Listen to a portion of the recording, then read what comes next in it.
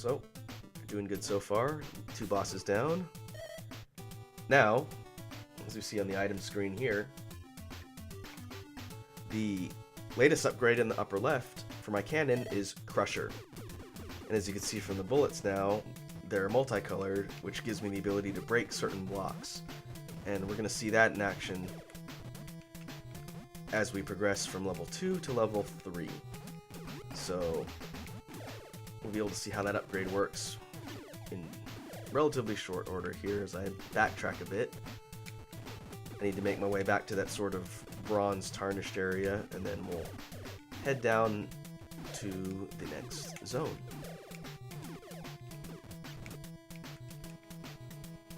So one thing that's kind of interesting about Blaster Master, because of its sort of non-linear but still linear progression, because you backtrack to different levels later in order to move forward, I would have liked if they had some sort of way to sequence break, which would have been, I guess, something not really common in the 8-bit era, but it would have been neat if there was ability to sort of do the levels in a different order.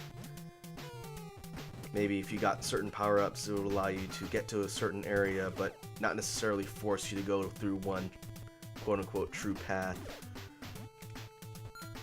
That was always one thing that I would have liked to see, but I know that probably would have been too much to ask in the 8-bit era. And I don't know if the later games, because I've only played the original, and as you can see here, I'm destroying the blocks. I don't know if the later games, like the PlayStation version, made it non-linear. I don't know. Okay, so now we're off to level 3, which is sort of an industrial factory type environment. And the tile set of the level has changed pretty noticeably, as well as the music. I really like the music for level 3. It's sort of more of a faster, futuristic type song or background song, and it definitely helps set the mood.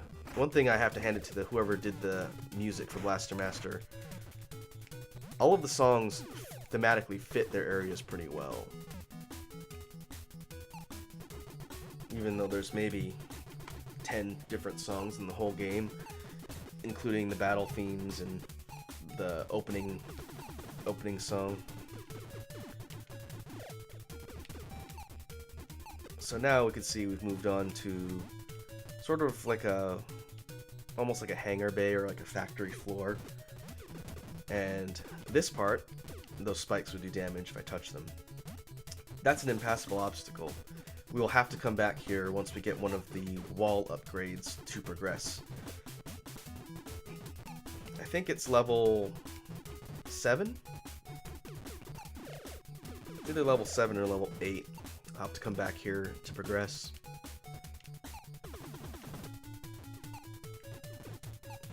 But rather than explore the dungeons, since I already have a maxed out gun, I can sort of beeline it straight to the boss since I know exactly how to get there. Those pink things will drop a pink version of our friends, the grubs, down there, but they're much more aggressive and they can jump higher. Rather than deal with that, I'll try and take him out so they're not causing problems. And those guys, just those armadillo looking things, just sort of roll around and shoot. And those sphere looking swarmer guys always swoop at an angle. And the main enemy you run into, or the first enemy you run into, are these little drones that drop a bunch of bombs and then take off at high speed. They always seem funny to me. Definitely dangerous. You have to watch out for all the bombs because those will do damage. But their animation just zipping around at top speed is always pretty amusing to me.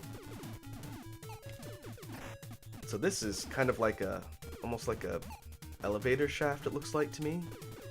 The tile set in the background varies a lot in level 3, I've noticed, which is kind of a neat touch. Okay, so that's a dungeon. I believe I need to head to the right. Yep. And now it's more of like a circuitry pattern with more of our favorite enemies, the grubs.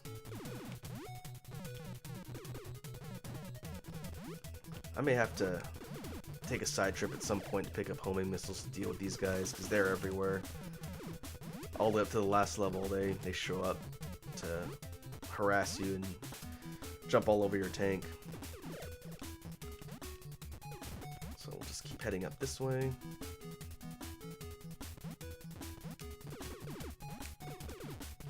So speaking of different versions of Blaster Master, I know there was a sequel. There's Blaster Master on Game Boy, which I never played. I don't know if that one was supposed to be a direct sequel, but they also had a Blaster Master 2 on the Genesis, which I never played because I never had a Genesis. But everything I've read about that game would suggest that it was not very good, and not developed by the same team, and mostly not a faithful adaptation of what this game was, so that's kind of a shame. And then they had another one on, it was either Game Boy Advance or Game Boy Color, which was Enemy Below, kind of a reboot of this game, which I heard was pretty decent.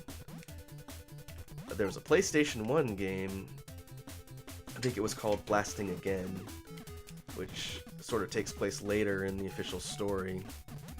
And I never played that one either. I heard it was pretty mediocre. It was a 3D PlayStation game. It wasn't like a 2D side-scroller like this one. And then I believe after that was the reboot or reimagining on the Wii, which was Blaster Master Overdrive, I think it was called. And I had that game on the Wii. I don't think I beat it, but I remember it being pretty fun. It was more like an upgraded version of the original with more modern graphics and had some neat gameplay tweaks to it. And then there was nothing for many years. No one had heard anything from Sunsoft or anybody that owned the rights to Blaster Master. And then just last year I had gotten word that the studio Inti Creates, who did games like Gunvolt, were doing a reboot of Blaster Master for 3DS and Switch. And so I was pretty excited by that, especially as the screenshots and in-game stuff started coming out. And I think they really did nail it. Like I mentioned earlier on, it's a pretty faithful adaptation of the original while improving a lot and giving some actual characters and narrative to it. So, kudos to them. Now back to the level here. We're in this is more like a hangar bay, I suppose.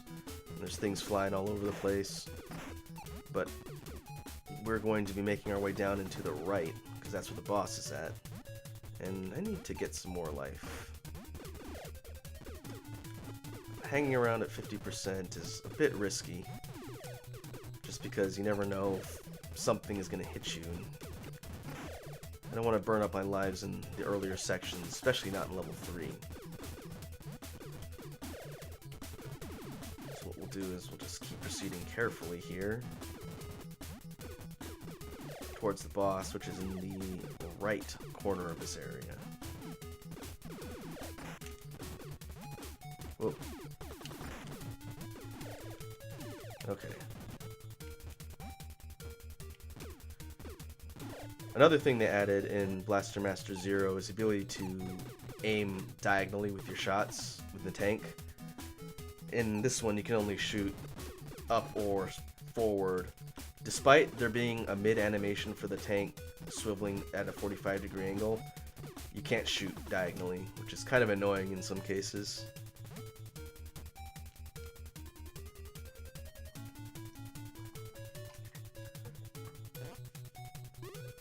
So, here is the boss dungeon. They just have to make it through without taking any damage.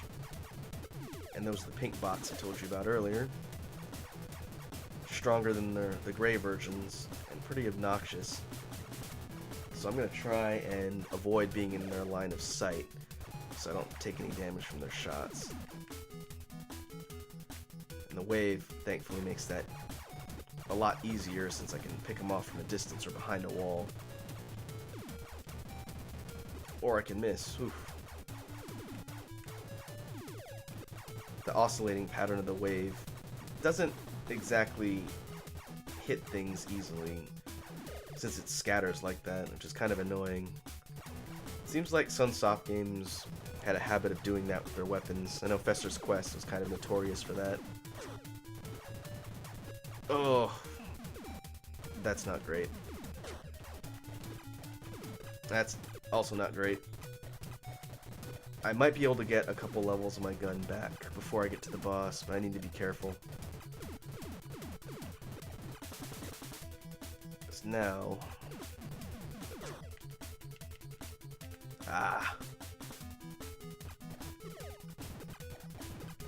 Now my gun is down to the curve bullets again, which... not highly useful. And those things, laser sentries, are very dangerous. They do a ton of damage and they shoot extremely fast. So I need to be careful. Need to be careful when taking them on, because if I'm in front of them, they will shoot me.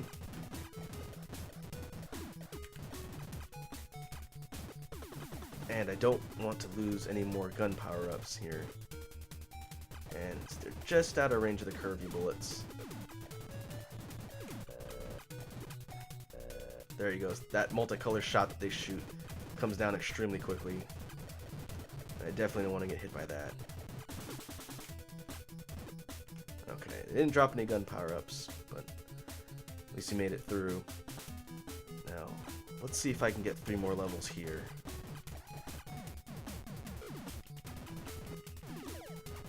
Okay, there's one. Now I have a sort of weaker version of the wave that doesn't pass through things, so it actually gets blocked really easily by obstacles. And we're back to the fully powered up wave. So one thing that's kind of weird is if you hit level, what is that, 7, it gives you the wave, and then if you max it out, then it stays the same. But if you get hit and you drop down to 7 after being maxed, it downgrades it to the weaker version. That's one thing I never really understood. Didn't seem particularly fair, but what are you gonna do? So, now it's boss time.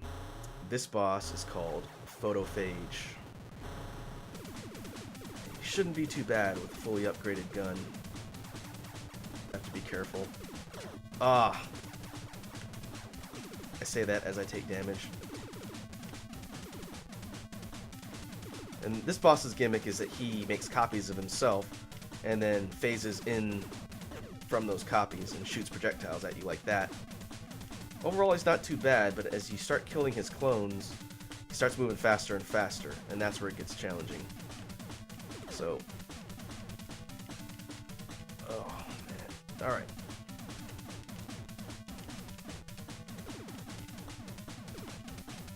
And grenades seem to be the best bet here, because I need to do damage quickly before he manages to shoot me.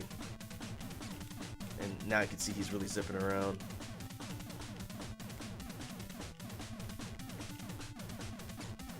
Come on.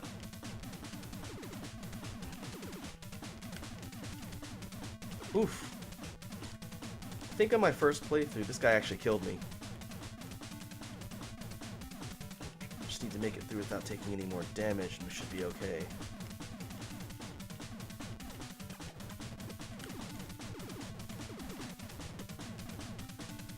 Well, I guess the curvy bullets help there. Alright. Well, 3 levels lost on the gun. That's not too bad.